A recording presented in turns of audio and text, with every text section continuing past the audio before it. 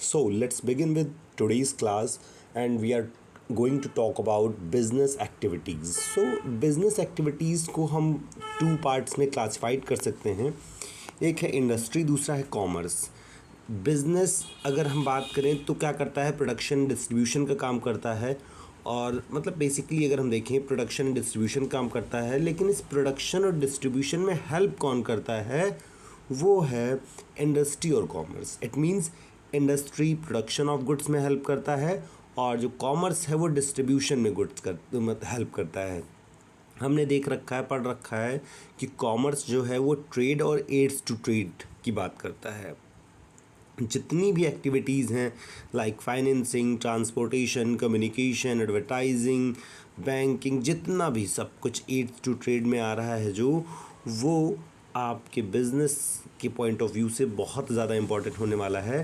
तो चलिए शुरू करते हैं इस क्लास को. और थोड़ा सा मेरी वॉइस आज ऊपर नीचे हो जाएगी तो उसके लिए मैं माफ़ी चाहूँगा, थोड़ा सा गला ख़राब है. हम सबसे पहले बात करते हैं इंडस्ट्री के बारे में. देखिए जो इंडस्ट्री है उसकी अगर हम बात करें तो हमने जैसे कि ऊपर देखा कि दो पार्ट्स में डिवाइड किया गया है. तो यहाँ लिखा हुआ मीनिंग ऑफ इंडस्ट्री कि the production side of business activities referred to as industry. It is a business activity which is related to the extracting, ध्यान समझ के रखिएगा, extracting, producing, processing, manufacturing of goods. यही आगे जाकर अभी क्लासिफिकेशन या टाइप्स बनेंगे इंडस्ट्री के. तो देखिए अगर कोई फूड ग्रेन है, टेक्सटाइल है या कॉस्मेटिक है, जितने भी ये प्रोडक्ट्स होते हैं, या मशीनरी, टूल्स, इक्विपमेंट, इन सब की बात करें तो ये अलग अलग तरह के गुड्स हैं. इट मीन्स कुछ कंज्यूमर गुड्स होते हैं और कुछ प्रोड्यूसर गुड्स होते हैं. तो consumer goods for consuming purpose से होते हैं और producer goods for producing purpose से होते हैं. इट मीन्स हम क्या करते हैं, हम एज अ कंज्यूमर किसी फिनिश गुड को ख़रीद कर लाते हैं और उसे कंज्यूम करते हैं. और प्रोड्यूसर्स क्या करते हैं, उन्हें प्रोड्यूस करते हैं by using raw material, machine, tools, equipment, सब चीज़ों का यूज़ करके. तो चलिए क्लासिफिकेशन की बात करते हैं. बहुत ज़्यादा इम्पॉर्टेंट है, हर एक एग्ज़ाम का ये हिस्सा रहता है और बहुत ज़रूरी है, इसलिए मैं आपको बहुत अच्छे से इसको समझाऊंगा. सबसे पहले बात की गई है, उम्मीद करता हूँ दिख रहा होगा, बहुत विजिबल होगा क्योंकि मैंने क्वालिटी ठीक लगा रखी है यहाँ पे. अब देखिए सबसे पहले प्राइमरी इंडस्ट्री. याद रखना है कि इसी प्राइमरी इंडस्ट्री को नेचर ओरिएंटेड इंडस्ट्री भी कहते हैं. देखिए मैं कुछ मार्क भी करते चलता हूँ, थोड़ा सा लेंथी जाएगा ये पार्ट हमारा, तो इसको हम यहाँ ले आते हैं. और देखिए यहाँ पे आपके पास है नेचर ओरिएंटेड इंडस्ट्री है. ये क्यों है, क्योंकि हम बहुत हल्के थोड़े बहुत एफर्ट्स डाल के हम क्या करते हैं, with the help of nature ये सारी एक्टिविटीज़ करते हैं, क्योंकि without the help of nature we can not grow anything. यहाँ लिखा हुआ है कि agriculture, farming, forestry, fishing, horticulture, बहुत अच्छे से पढ़ सकते हैं इसको आप, कि लिखा हुआ है कि primary industries concern with the production of goods with the help of nature. It is a nature oriented industry which requires very little human efforts. देखो बहुत कम ह्यूमन एफर्ट की ज़रूरत यहाँ क्यों बताई गई है, आप अगर समझना चाहें तो बहुत आसान है समझना. क्योंकि जो नेचुरल कंडीशंस हैं उनमें हम कुछ बदलाव तो कर नहीं सकते हैं. तो जो नेचर हमें प्रोवाइड करेगा उसमें सिर्फ हमें थोड़े मोड़े एफ़र्ट्स डालने हैं और वो एक्टिविटीज़ हमारी हो जाएंगी. चलिए जेनेटिक इंडस्ट्री की बात करें अगर, आप समझना ये जेनेटिक्स आप समझ सकते हैं ना, प्रोडक्शन ना करके रिप्रोडक्शन करना, मल्टीप्लिकेशन ऑफ स्पेशीज़ होगा, सर्टेन स्पेशीज़ होंगी, प्लांट्स होंगे, एनिमल्स होंगे. जैसे कि हम ये बात कर सकते हैं कि सेलिंग पर्पस से जब हम किसी चीज़ को ग्रो करते हैं, रिप्रोड्यूस करते हैं, तो वहाँ पे आता है जेनेटिक इंडस्ट्री. जैसे कि हम प्लांट, नॉर्मल प्लांट एक दो प्लांट लाकर हम लगाते हैं, वो बात अलग हो गई. लेकिन जब प्लांट नर्सरीज़ आप बनाएं, पोल्ट्री फार्म बनाएं कैटल ब्रीडिंग के लिए या फ़िशिंग के लिए पॉन्ड्स और ये सारी एक्टिविटीज़ करते, पॉन्ड बना के वहाँ पे फ़िशिंग की फार्मिंग हो रही है, वो सारा है हमारा क्या, genetic industry. Next one is extractive industry. नाम से पता चलता है extraction. It means drawing out goods from the soil, water, air, इन सब से निकालना. ऐसी इंडस्ट्रीज़ जो होती हैं वो एक तरह से हम देखें, पहले इनको रॉ मटेरियल मिलता है, माइनिंग एक्टिविटी, कोल जैसे माइनिंग एक्टिविटीज़ करते हैं, coal, mineral oil, iron ore, extraction of timber, rubber from forest, ये सब निकालते हैं और उसके बाद कुछ चेंजेस करके मैन्युफैक्चरिंग एंड कंस्ट्रक्शन इंडस्ट्री जो है वो क्या करती है, इनको फिनिश गुड में बदलती है। समझ में आ रहा ना कि एक्सट्रैक्टिव इंडस्ट्री क्या है हमारी। देन है the most important manufacturing industry, it is the industry where raw material is transform into finish good. ठीक है, तो यहाँ लिखा हुआ है कि manufacturing industries are engaged in transforming raw material into finish product with the help of machines and man power और machines की हेल्प से ये सब किया जाता है। The finish good can be इधर कंज्यूमर गुड्स हो सकता है और प्रोड्यूसर गुड्स भी हो सकता है। सोचो कि अनस्टिच क्लॉथ दिया, वो भी कंज्यूमर के लिए हेल्पफुल नहीं है, वो टेलर के पास जाएगा फिर बन के आएगा फिनिश गुड में। तो ये एक तरह से देखें, हम कंज्यूमर गुड्स भी लाते हैं और प्रोड्यूसर गुड्स भी लाते हैं, like textile, chemical, sugar, paper, ये सभी चीज़ें बताई गई हैं। द मैन्युफैक्चरिंग में भी analytical, synthetic, processing and assembling industries, बहुत ज़्यादा क्वेश्चन पूछा जाता है। अभी पिछले KVS और EMRS इन सभी एग्ज़ाम्स में भी क्वेश्चन पूछा गया इससे रिलेटेड। यहाँ आपको मैन्युफैक्चरिंग इंडस्ट्री है उसको 3 पार्ट्स में डिवाइड करके रखा गया है। देखिए यहाँ पे, माफ़ी चाहूँगा, 4 पार्ट में डिवाइड करके रखा गया है, क्योंकि होता क्या है, सबसे पहले आपको दे रखा है एनालिटिकल के बारे में। ठीक है, एनालिटिकल के बारे में जो दे रखा है, इसको हम अगर बात करें, लिखा हुआ है कि in an analytical industry the basic raw material is broken into several useful materials. मतलब समझ रहे हैं, हम क्रूड ऑयल जैसे लाते हैं तो क्रूड ऑयल से क्या करते हैं, उस अलग अलग प्रोडक्ट्स निकालते हैं, गैस भी वहाँ से मिल रही है, एरोफ्यूल भी मिल रहा है, पेट्रोल भी मिल रहा है, डीजल भी मिल रहा है, केरोसिन भी मिल रहा है, लुब्रिकेंट भी मिल रहा है, विटामिन भी मिल रहा है। इट मीन्स बहुत सारी चीज़ें मिलती हैं, वो होता है analytical. It means the basic raw material is broken into several useful materials is known as analytical. इसे ही क्या बोलेंगे हम, एनालिटिकल इंडस्ट्री, जहाँ पे रॉ मटेरियल को अलग अलग टुकड़ों में, इट मीन्स उससे एक्सट्रैक्ट करके उसको अलग अलग पार्ट्स में बदल के, अब पार्ट्स का मतलब क्या है, उसको हम प्रोसेस करें, रिफ़ाइन करें, प्योरीफाई करें, बहुत सारी चीज़ें हो सकती हैं।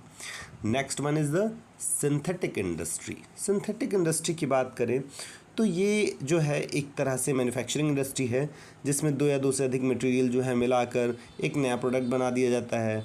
आप कॉस्मेटिक शॉप पे जाते हैं, अलग अलग प्रोडक्ट्स खरीदते हैं, सोप है, फर्टिलाइज़र्स है, पेंट इंडस्ट्री है, ये सब सिंथेटिक होता है। आप जानते हैं सिंथेटिक हम पढ़ते भी तो हैं, प्लास्टिक मटेरियल्स जो है उनमें भी सिंथेटिक की बात करते हैं।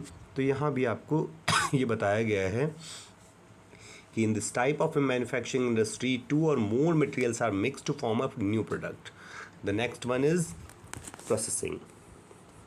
Processing में आपको बताया गया है कि in the processing industry material is processed through various stages. देखो जैसे टेक्सटाइल इंडस्ट्री होती है तो कॉटन जो होता है वो स्पिनिंग, वेविंग, डाइंग और ब्लीचिंग, उसके बाद प्रिंटिंग प्रोसेस पे पहुंचता है। तो एक प्रोसेसिंग इंडस्ट्री है जिसमें मतलब प्रोसेस 1, प्रोसेस 2, प्रोसेस 3 भी हो सकता है। ऐसे अलग अलग प्रोसेस को पास आउट करके फिर फिनिश गुड हमको मिलता है।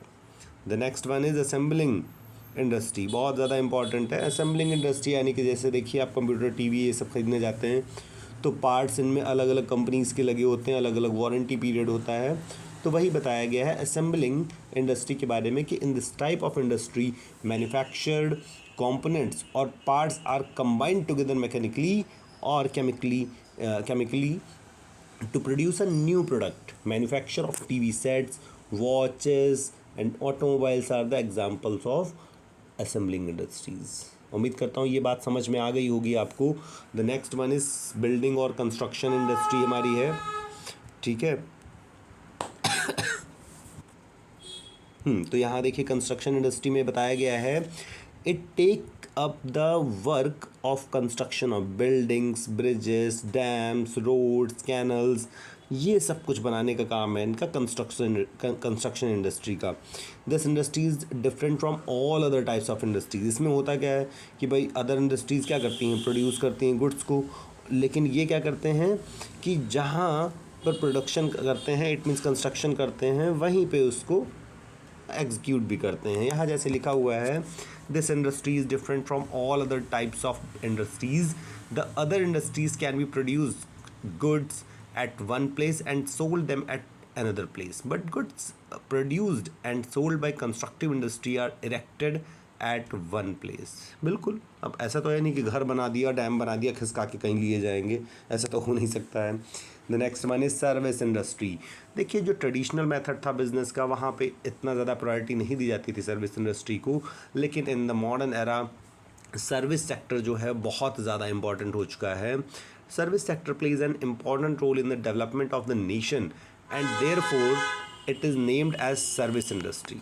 The main industries which fall under this category include hotel industry, tourism, entertainment, ये सारी इंडस्ट्रीज़ हमारी सर्विस प्रोवाइडर्स हैं। Okay, now this is the mind map बोल सकते हैं, या फिर शॉर्ट एक समरी बोल सकते हैं इस चार्ट के बारे में। अगर देखें तो यहाँ पे आपके पास क्या क्या है, जैसे कि अगर आप देखेंगे तो आपके पास है, सबसे पहले प्राइमरी इंडस्ट्री के बारे में बताया है, फिर जेनेटिक इंडस्ट्री, एक्सट्रैक्टिव इंडस्ट्री के बारे में है, मैन्युफैक्चरिंग, कंस्ट्रक्शन, सर्विस इंडस्ट्री के सब पार्ट्स जो हैं, जैसे उसको थोड़ा सा एक्सप्लेन किया गया सर्विस इंडस्ट्री क्या है, ठीक है। वैसे ही जेनेटिक इंडस्ट्री को एक्सप्लेन किया गया है और मैन्युफैक्चरिंग इंडस्ट्री को भी एक्सप्लेन किया गया है। एक शॉर्ट समराइजेशन की बात करें, देखो प्राइमरी इंडस्ट्री जैसे यहाँ पे लिखा है, इसका जो नेचर है प्राइमरी इंडस्ट्री का, हम यहाँ देख लेते हैं इससे, ठीक है। प्राइमरी इंडस्ट्री का जो नेचर ओरिएंटेड है, इट मीन्स हमने देखा कि जिसमें बहुत कम ह्यूमन एफर्ट से हम एग्रीकल्चरल वर्क ये सब ग्रोइंग मतलब क्रॉप ग्रो करते हैं, यहाँ पे नेचर का ज़्यादा रोल रहता है। और जबकि जेनेटिक इंडस्ट्री में देखिए बताया गया है कि reproduction and multiplication of plants and animals की बात की गई है। एक्सट्रैक्टिव में गुड्स फ्रॉम मतलब एक्सट्रैक्शन किया जाएगा या ड्राइंग की जाएगी गुड्स फ्रॉम सॉइल, एयर और वाटर से। मैन्युफैक्चरिंग इंडस्ट्री की बात करें तो ये ट्रांसफॉर्म करता है क्या, एनालिटिकल, सिंथेटिक, प्रोसेसिंग और असेंबलिंग इंडस्ट्री के थ्रू। यहाँ पे सॉ नहीं होना चाहिए, रॉ मटेरियल होना चाहिए। रॉ मटेरियल जो होता है उसको फिनिश गुड में जो मैन पावर मशीन से उनकी हेल्प से बनाया जाता है। फिर कंस्ट्रक्शन इंडस्ट्री में हमने देखा building, bridges, road, dams, canals, ये सब कुछ बनाने का काम होता है। जबकि सर्विस इंडस्ट्री गुड्स प्रोवाइडर नहीं होती, ये सर्विस प्रोवाइड करती है। ये ऐसी सर्विसेज प्रोवाइड करती है जिसमें प्रोफेशनल स्किल्स भी होती हैं, ठीक है। डॉक्टर्स हैं, एडवोकेट्स हैं, टीचर्स हैं, बैंकिंग फैसिलिटीज़ हैं, ये सब कुछ है। जैसे यहाँ लिखा हुआ है, अगर देखेंगे तो क्या लिखा हुआ है कि not engaged in production of goods but deals with rendering services. For example banking दे रखा है, ठीक है। ऊपर हमने बात कर ली hotel industry, tourism industry, entertainment, ये सब कुछ। अब आगे बात करते हैं कॉमर्स की। देखिए ये पूरा पार्ट किससे रिलेट करता हुआ था, इंडस्ट्री से रिलेट करता हुआ था। आई होप कि आपको बिल्कुल समझ में आ गया होगा। बाकी आप इनको पढ़ सकते हैं, नोट्स को बिल्कुल प्रॉपर वे में आपको मैं प्रोवाइड कर रहा हूँ ये अब मैं अपने यूट्यूब चैनल पे। अब कॉमर्स की बात करें, देखिए कॉमर्स एक तरह से बिज़नेस का पार्ट है और एक हेल्पफुल पार्ट है जिसमें सारी एक्टिविटीज़ जो होती हैं बिज़नेस की, उनको फैसिलिटी प्रोवाइडर के रूप में कॉमर्स का काम होता है, ठीक है। तो यहाँ अगर आप देखेंगे लिखा हुआ है commerce is the part of business which is concern with the exchange of goods and services and include all those activities which directly or indirectly facilitate that exchange। Clear? और लास्ट पैरा भी पढ़ सकते हैं कि it is a very wide term, it involve the process of bringing goods from the place of production to the place of consumption. आप समझिएगा कि ये जो है एक तरह से अल्टीमेट कंज्यूमर तक पहुंचाने का एक मीडियम है। भाई सप्लायर ने सप्लाई, अब क्या हुआ ऐसे समझ सकते हैं हम इसको कि जो सप्लायर था उसने गुड्स को प्रोड्यूस कर दिया, अब इस गुड्स को कंज्यूमर तक पहुंचाने के लिए कौन आएगा, कॉमर्स आएगा, ठीक है। तो ये कॉमर्स आएगा और कहेगा ठीक है भाई सप्लायर साहब, आपका ये प्रोडक्शन हाउस से मैं उठाकर कंज्यूमर को पहुंचा दूंगा। अब क्या डायरेक्ट नहीं, ये एक तरह से लिंक है और उस लिंक में अब सोचो यहाँ तक क्या पहुँचाना बहुत आसान है, सीधे कंज्यूमर के पास पहुँचाना जो गुड्स बहुत आसान है, बहुत ज़्यादा मुश्किल काम है। यहाँ पे हिंड्रेंसेस हैं, बैरियर्स हैं, ट्रांसपोर्टेशन, कम्युनिकेशन, बहुत सारी चीज़ें होती हैं। तो अभी आगे हम बात करेंगे इसी के बारे में। डेफिनेशन ऑफ कॉमर्स को अगर हम देखें तो आसानी से समझ में आएगा कि जेम्स स्टीफेंसन कहते हैं कि commerce is an organise system for the exchange of goods between the members of the industrial world. Clear. अगर हम इसको और देखें, नीचे एक और डेफिनेशन है कि the sum total of those process which are engage in the removal of hindrances of a person, place and time in exchange of commodities.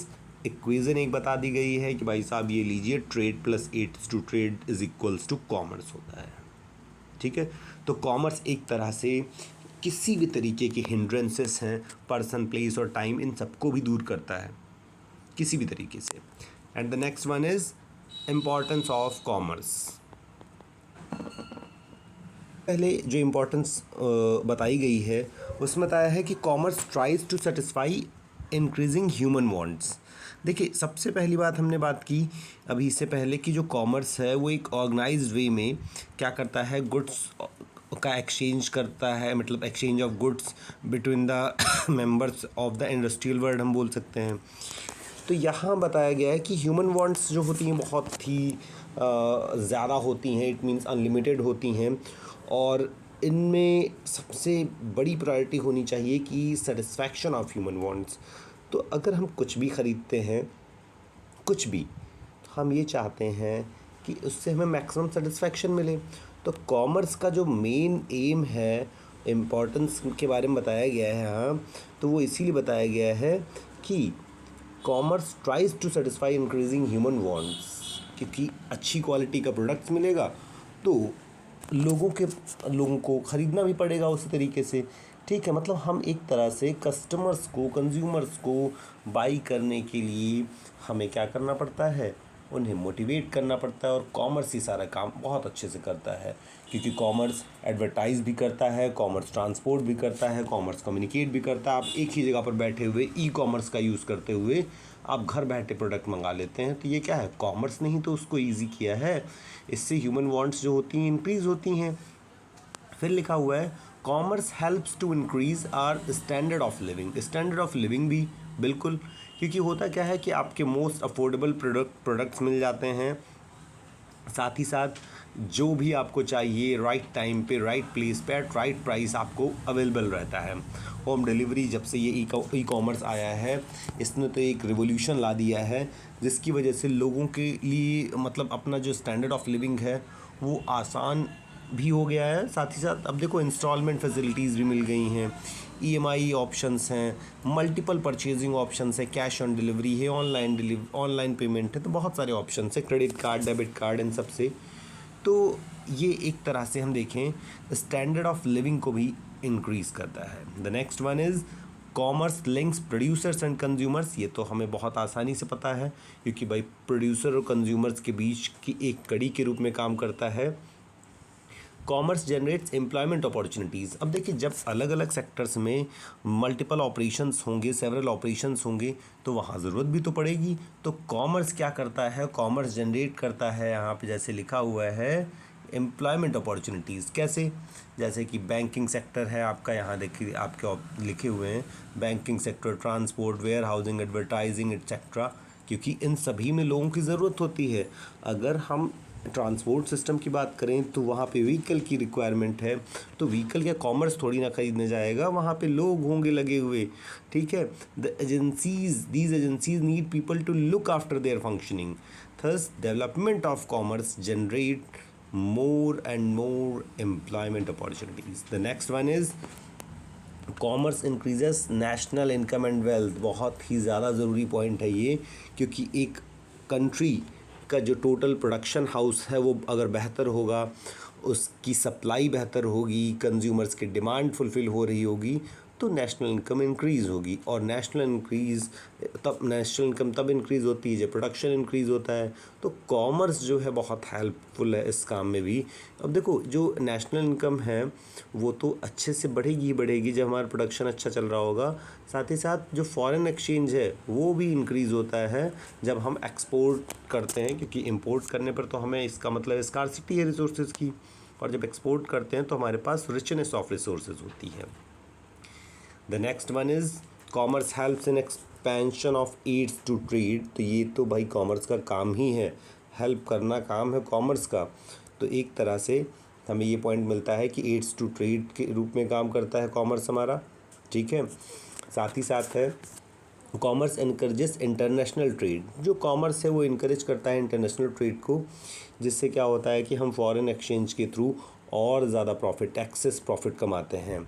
The next one is यहाँ पे कि commerce benefits under developed countries. देखो सबसे बड़ी बात है कि जो छोटी कंट्रीज़ होती हैं या अंडर डेवलप्ड कंट्रीज़ होती हैं, वहाँ पे इंडस्ट्रियलाइजेशन को प्रमोट करना या उन कंट्रीज़ में लिविंग स्टैंडर्ड को इम्प्रूव करना बहुत ज़रूरी होता है। तो ये कॉमर्स का काम है यहाँ पे कि अंडर डेवलप्ड कंट्रीज़ को भी फ़ायदा पहुँचाए। कैसे? लिखा हुआ है कि under developed countries can import a skilled labour, अगर वहाँ पे प्रोफिशिएंट पीपल हैं, इट मीन्स हमारी कंट्री जो है डेवलपिंग कंट्री है, यहाँ से प्रोफिशिएंट स्किलफुल लेबर जाता है अदर कंट्रीज़ में, क्योंकि वहाँ पे एम्प्लॉयमेंट अपॉर्चुनिटीज़ अच्छी हैं। Technical know how from developed countries. तो 9th पॉइंट बात करता है आपका किसके बारे में कि कॉमर्स हेल्प्स ड्यूरिंग इमरजेंसीज़। बिल्कुल, क्योंकि ये ट्रांसपोर्टेशन भी करता है, ठीक है, वाटर, एयर, शिपिंग, बहुत सारी चीज़ों, मतलब अलग अलग वेज़ हैं। तो बताया है कि during emergencies like floods, earthquakes and wars, commerce help in reaching these the essential requirement like food stuff, medicine and relief measures to the affected areas. The most important work is this, क्योंकि उस time पे ही बहुत ज़्यादा ज़रूरी होता है। अब देखिए हिंड्रेंसेस होती हैं कॉमर्स में, उन हिंड्रेंसेस की बात करें तो वो कॉमर्स कैसे उनको दूर करता है। देखिए जो हिंड्रेंस होगी, यहाँ पे जो चार्ट बना हुआ है उसको, उसकी मदद से हम बेहतर तरीके से समझ सकते हैं। इसकी बात अगर हम करें तो यहाँ पे आपको बताया गया है, ये इस तरह से कर लेते हैं इसको थोड़ा सा। यहाँ आपको जो हिंड्रेंसेस हैं पर्सन की, उन पर्सन की जो हिंड्रेंसेस हैं वो दूर करने के लिए कौन है? Trade. It means hindrances of person removed by trade, hindrances of place तो transport removed by transportation, hindrances of time तो removed by warehousing, hindrance of finance तो removed by banking, by providing loans, हमको loans provide करते हैं कम rate of interest पे, या हम ये बोल सकते हैं कि एफिशिएंटली हमें सारी चीज़ें मिल जाती हैं। And the hindrance of risk is removed by insurance, क्योंकि इंश्योरेंस के थ्रू हमें एक तरह से जब भी कोई अनसर्टेनिटी या एक सडन लॉस या एबनॉर्मल लॉस हो जाता है, तो ये इंश्योर्ड गुड्स जो होता है वो हमें क्लेम में काम आता है। इट मीन्स हम इंश्योर्ड गुड, अगर गुड्स को इंश्योर्ड करवा लेते हैं, इंश्योरेंस करवा लेते हैं, तो अगर किसी भी तरीके की आग लगना, चोरी की घटना ऐसा कुछ हो जाती है तो हमें आसानी से वो उसका क्लेम मिल जाएगा। प्रमोशन में भी हेल्प करता है, जो हिंड्रेंसेस ऑफ प्रमोशन, अब आपके पास प्रमोशन करने का टाइम नहीं है तो कॉमर्स करता है I am here for you, क्योंकि मैं एडवर्टाइजमेंट भी करता हूँ, इट मीन्स एडवर्टीज़मेंट भी करता हूँ। इन्फॉर्मेशन के लिए जो हिंड्रेंस है वो कम्युनिकेशन के थ्रू दूर की जाती है। तो सारे पॉइंट्स उम्मीद करता हूँ समझ में आ गए होंगे, बहुत ज़्यादा ज़रूरी हैं, याद रखने हैं इनको, ठीक है। उसके बाद इसको यहीं पे एक्सप्लेन किया गया, जो मैंने बताया है यही सारी चीज़ें एक्सप्लेन की गई हैं। Now we are going to talk about branches of commerce, the second last part of this chapter. Trade and aids to trade की बात करें अगर हम, तो ट्रेड क्या है कि it is a branch of commerce, it connects buying and selling activities, and individual who does trade is called a trader, और जो बिज़नेस वो कर रहा है उसे ट्रेड बोलेंगे। भाई जो ट्रेडर है वो कौन होगा? एक पर्सन जो ट्रेड कर रहा होगा, यानी कि buying and selling of goods कर रहा होगा। यहाँ पता है trader transfers the goods from the producer to the consumers, he earns profit from this activity. Other activities of commerce such as transport, insurance, warehousing, banking, advertising, ये हमने पीछे अभी बात की है इससे ऊपर का पॉइंट में। नेक्स्ट, अब हमारे पास जो ट्रेड है वो किस तरह का होता है? वो मेजरली 3 टाइप्स का होता है, ठीक है। इसमें हम अगर देखें तो मतलब अगर हम अपने सेंस में देखें तो इंपोर्ट, एक्सपोर्ट और एंट्री पॉट बोलते हैं जब हम बाहर की बात करते हैं, ठीक है। अंदर की बात करें तो यहाँ पे आपके पास है होम ट्रेड, और मतलब 2 पार्ट में डिवाइड कर लें कि होम ट्रेड और फॉरेन ट्रेड। तो होम ट्रेड में आपके पास है होल सेल ट्रेडर्स होते हैं।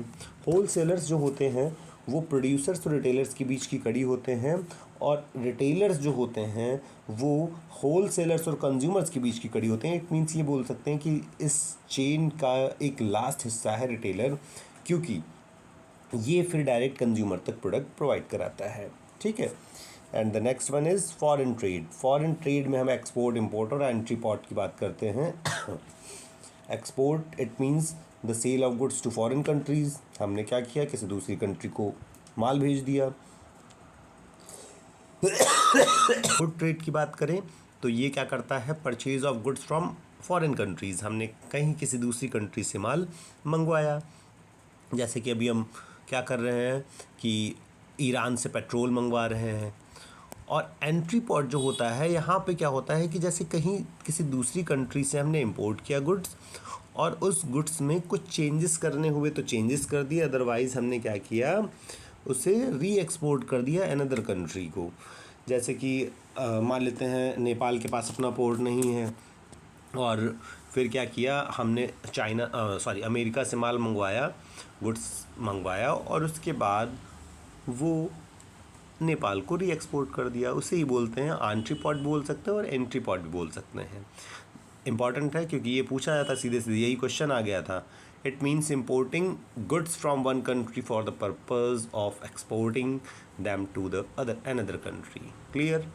एड्स टू ट्रेड में अभी हम बात कर रहे थे, यहाँ पे क्या है, ट्रांसपोर्ट है, कम्युनिकेशन है, वेयर हाउसिंग है, it means storing of goods को, एंड इंश्योरेंस, बैंकिंग, एडवर्टाइजिंग, ये सारे पॉइंट्स यहाँ पे आते हैं। जैसे यहाँ पे इन्होंने बता दिया है कि टाइप्स ऑफ ट्रांसपोर्ट्स में हमारे पास एयरवेज है, वाटरवेज है, it means water, land, air हमारे पास वेज है। तो लैंड पे road and railway major transportation medium है, वाटर पे रिवर सी कैनाल्स हैं, एयर में एयरवेज है।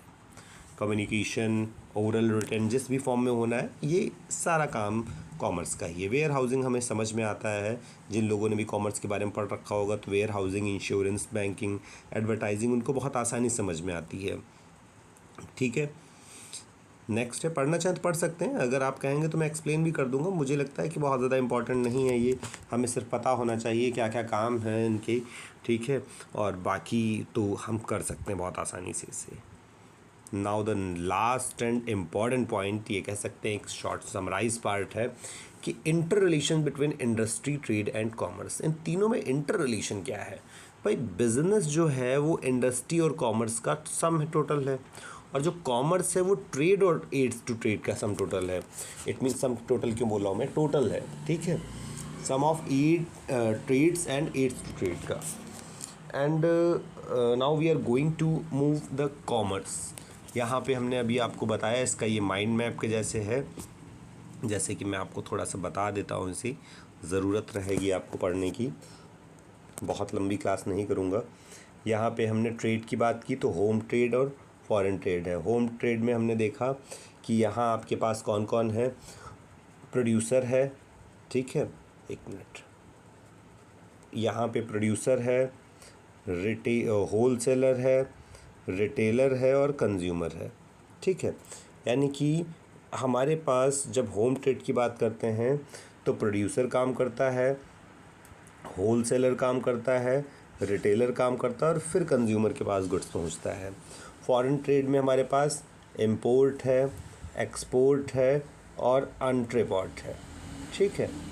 तो ये सारी बातें हमने पढ़ी। फिर फॉरेन ट्रेड को यहाँ पे जैसे इन्होंने डिफ़ाइन भी किया है, एक्सपोर्ट, इंपोर्ट, अनट्रेपोर्ट।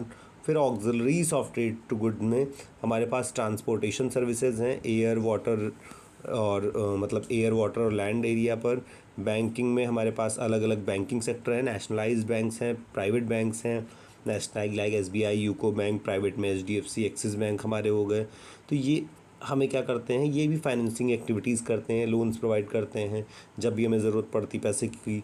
तो ये हमें बिज़नेस के लिए, इंडस्ट्री के लिए अच्छा खासा लोन प्रोवाइड करते हैं। बाकी हमारे पास इंडस्ट्रियल डेवलपमेंट बैंक्स भी हैं, IDBI, या हम देखें स्मॉल स्केल के लिए SID भी है।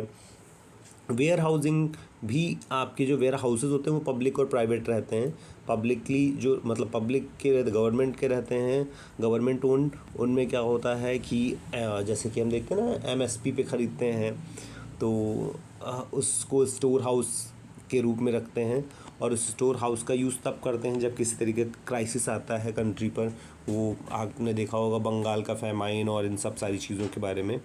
नेक्स्ट है इंश्योरेंस। यहाँ लाइफ इंश्योरेंस भी है, जनरल इंश्योरेंस भी है, जिसमें स्टॉक, मरीन और एसेट्स, फायर इंश्योरेंस भी आता है। एडवर्टाइजिंग, पैकिंग का काम भी ये ऑक्सिलरी वर्क में आएगा। इट मीन्स द सेकेंडरी और एड्स टू ट्रेड में आएगा। उम्मीद करता हूँ ये सेशन आपको समझ में आ रहा होगा। जो भी डाउट्स रहें वो आप मुझसे पूछ लीजिएगा। आईसीटी बहुत ज़्यादा ज़रूरी है। इट मीन्स इंडस्ट्री, कॉमर्स और ट्रेड का डिस्टिंक्शन पढ़ना, ये बहुत ज़रूरी पॉइंट है। यहाँ आपको बताया गया मीनिंग में कि इंडस्ट्री में production of goods and services होता है और जबकि कॉमर्स डिस्ट्रीब्यूशन का काम करता है और ट्रेड बाइंग एंड सेलिंग का काम करता है। हम ऐसे याद रख सकते हैं, पीडीबी बोल सकते हैं इसको, कि production in industry, distribution in commerce and buying and selling of in trade off goods, जितने भी गुड्स एंड सर्विसेज हैं उनका। यूटिलिटी की बात करें तो इंडस्ट्री क्या है, यहाँ पे यूटिलिटी क्रिएट करती है। यहाँ पे देखिए, क्रिएट्स फॉर्म यूटिलिटी क्रिएट करती है। और जबकि कॉमर्स है वो पर्सन, प्लेस, टाइम, अभी हिंड्रेंसेस पढ़ रहे थे हम, तो उनके लिए यूटिलिटी क्रिएट करती है। और जो ट्रेड है वो पोजीशन के लिए यूटिलिटी क्रिएट करती है। कैपिटल में बात करें तो इंडस्ट्री के लिए ह्यूज कैपिटल रिक्वायरमेंट होती है, कॉमर्स के लिए बहुत ज़्यादा कैपिटल की रिक्वायरमेंट नहीं है, जबकि ट्रेड के लिए लेस कैपिटल रिक्वायरमेंट है। इंडस्ट्री में हाई रिस्क है, कॉमर्स में लो रिस्क है, और जब ट्रेड की बात करेंगे तो इसमें भी इंडस्ट्री से कम ही रिस्क रहता है। एलिमेंट्स में हमने पढ़े, इंडस्ट्री में जेनेटिक एक्सट्रैक्टिव, मैन्युफैक्चरिंग, कंस्ट्रक्शन है, जबकि कॉमर्स में trade and aids to trade आता है, और जबकि ट्रेड में होम ट्रेड और फॉरेन ट्रेड आता है। प्लेस ऑफ वर्क की बात करें तो इंडस्ट्री क्या है, इंडस्ट्री का जो प्लेस ऑफ वर्क है फर्म्स, फैक्ट्रीज, माइंस, वर्कशॉप्स हैं। और जो कॉमर्स है वो अभी हमने देखा ना, ट्रांसपोर्टेशन का एक तरह से मीडियम है, तो ये from one place to another place of work है। और जबकि ट्रेड कहाँ पे होता है, सेलिंग एंड बाइंग एक्टिविटीज़ कहाँ पे होती हैं गुड्स एंड सर्विसेज की, वो होती है मार्केट में। ओनरशिप एंड कंट्रोल की बात करें तो यहाँ पे इंडस्ट्रियलिस्ट जो होते हैं वो ओन करके रखते हैं, जबकि कॉमर्स में मर्चेंट्स और ट्रेड में ट्रेडर्स के द्वारा कंट्रोल रखा जाता है अपने पास। This is the summary of this chapter. उम्मीद करता हूँ बहुत अच्छे समझ में आई होगी। आप अपने कमेंट्स करिएगा कि कैसा क्लास का सेशन रहा। बाकी आप समरी को देख सकते हैं, मैंने आपको बार बार बता दिया है, समझा दिया है। उम्मीद करता हूँ ये सेशन बहुत अच्छा रहा होगा। Thank you so much.